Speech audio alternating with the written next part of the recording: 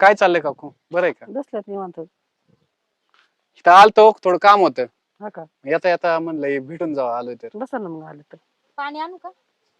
नाही आता पाणीच नाही, बस बोलायचं तुमच्या बरोबर. बसा. आता इथं आलो होतो, थोडं काम होतं. होय. आता माझं कामच तसं आहे, मार्केटिंग सारखं थोडस यावं लागतं. फिरून काम आहे काय? हा, बर बर. आता कंपनीच्या काकी स्क्रू ड्रायव्हर आहे ना तिकडे पेटीत आहे. पाहू ना. कधी आलो तुम्ही? आत्ताच आलोय. हा, हा, हा. यावं म्हणलं. काय झालं, आपली पसंती जमली होती. मला आवडलं होतं, तुम्हाला पण आवडलं होतं. पण अचानक तुम्ही सगळं बघाबघी झालं आणि सगळं जमलं आणि तारीख काढणार की लगेच तुम्ही मला नकार दिला. मग मला असं रावलं नाही. मग म्हणलं विचारावं काय कारण, असं काहीतरी कारण असेल ना.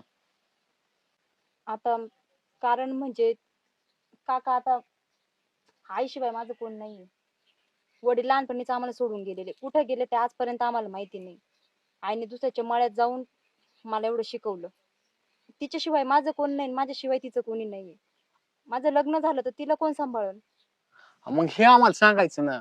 आता हो का, तुमच्या आईला आता एवढं बी असं वाऱ्यावर सोडून जमन का? मला बी कळतंय ती, पण मला एवढं पसंती झाली, एवढं व्यवस्थित चाललंय आणि अचानक नाही सांगत आहे म्हणजे मला असं गिल्ट झालं ना.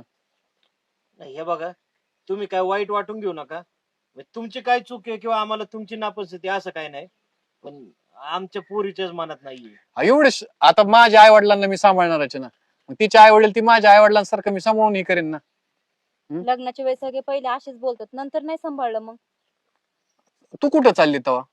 बायकोला सांभाळायचं म्हणलं तर तिच्या आईला कोण सांभाळणार? मला बी समजते त्यांना कोणी आधारच नाहीये. चुलते आहेत पण ती त्यांचं करते का तुमचंच करीत बसते. त्यांनी केलं किती हातभार देणार ना. नाही, हे बघा, आम्हाला काय आमची वहिनी जड नाही, पण त्यांचा स्वभाव मी मानाचा आहे जरा. त्या म्हणतात आम्हाला कोणावर वजन म्हणून नाही राहायचं, माझी मुलगी मला सांभाळेल. ते लय शिकवलंय तिला नोकरी लागायचं ग. माझ्या कष्टाने. तिला बरोबर आहे. तिची इच्छा आहे, तिला करून द्या नोकरी. माझी काय अडचण नाहीये, पण तेच विचारायचं वाटतं काय नेमकं. मग ते नोकरी लागण अशी इच्छा आहे तिची बी. उद्या तिचं लग्न झाल्यावर मी माझ्या हाताने करून खाईन. उलट तुम्ही थोडा आधार दिला तरी बसाल तेवढा. चालेल ना. उद्या थकलो तर आम्हीच आहेत, आम्हाला समजतंय. थकल्यावर आधार द्यायचा तवर माझी मी जगन कशी तरी. चालेल ना. तुम्ही जर लग्न झाल्यावर नंतर माझ्या आईला सांभाळत असेल तर मी पण तयार आहे लग्न करायला. चालेल ना, माझ्या आई वडिलांसारखं काय अडचण नाहीये. हे बघा पाहुणं, तुम्ही जर एवढं मोठं मन दाखवत असताना आम्ही बी कुठेतरी मागे सरलं पाहिजे. आणि काय आहे, आमच्या आईपतीप्रमाणे आम्ही लग्न लावून देऊ. होय, जमन का? जमन ना. मग माझी काय अडचण